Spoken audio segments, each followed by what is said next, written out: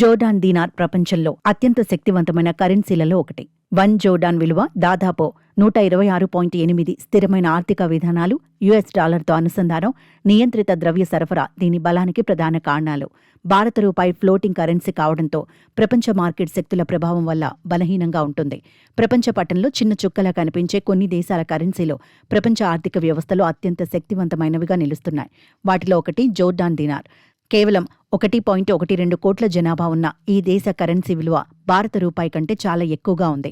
ప్రస్తుత గణాంకాల ప్రకారం ఒక జోర్డాన్ దీనార్ విలువ దాదాపు 126.8 భారత రూపాయలు. అంటే ఒక భారతీయ రూపాయికి కేవలం 0.00788 జోర్డాన్ రూపాయలు.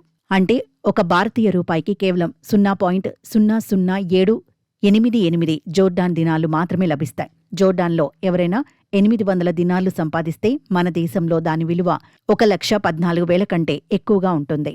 జోర్డాన్ దినార్ విలువ పరంగా అంతర్జాతీయ ర్యాంకింగ్లో 4వ స్థానంలో ఉంది. ప్రపంచంలోనే అత్యధిక విలువ కలిగిన కరెన్సీల జాబితాలో Kuwait dinar, Bahrain dinar, Omani riyal మాత్రమే జోర్డాన్ కంటే ముందు ఉన్నాయి. జేఓడీను ప్రపంచంలోనే అత్యంత స్థిరమైన నమ్మదగిన కరెన్సీలలో ఒకటిగా పరిగణిస్తారు. చమురు నిల్వలు సమృద్ధిగా లేనప్పటికీ జోర్డాన్ కరెన్సీ ఇంత బలంగా ఉండటానికి కారణం దాని పటిష్టమైన ఆర్థిక విధానాలు, ద్రవ్య నిర్ణయాలు, ఆర్థిక క్రమశిక్షణ. జోర్డాన్ కరెన్సీని యుఎస్ డాలర్తో అనుసంధానించడం జరిగింది. దీని కారణంగా దాని విలువ స్థిరంగా ఉంటుంది. అంతర్జాతీయ మార్కెట్లో ఆకస్మిక హెచ్చుతగ్గులు దీనిని ప్రభావితం చెయ్యవు. ఈ స్థిరత్వం ప్రపంచ పెట్టుబడిదారుల విశ్వాసాన్ని పెంచి వారి ప్రమాదాన్ని తగ్గిస్తుంది. జోర్డాన్ సెంట్రల్ బ్యాంక్ నియంత్రిత ద్రవ్య విధానాన్ని అమలు చేస్తుంది. ఇది మార్కెట్లో పరిమిత డబ్బు సరఫరాను నిర్ధారిస్తుంది. సరఫరా తక్కువగా ఉండటం వల్ల ఈ కరెన్సీ విలువ పడిపోకుండా స్థిరంగా ఉంటుంది. జోర్డాన్ దినార్తో పోలిస్తే భారత రూపాయి బలహీనంగా ఉండటానికి ప్రధాన కారణం భారత కరెన్సీ స్వేచ్ఛగా తేలియాడే కరెన్సీ కావడం. అంటే దీని విలువ ప్రపంచ మార్కెట్ శక్తులపై ఆధారపడి ఉంటుంది.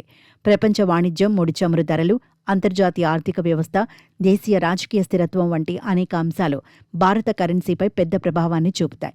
దీనివల్ల రూపాయి వేగంగా హెచ్చుతగ్గులకు గురవుతుంది. తద్వారా దాని విలువ కొంతమేర బలహీనపడుతుంది.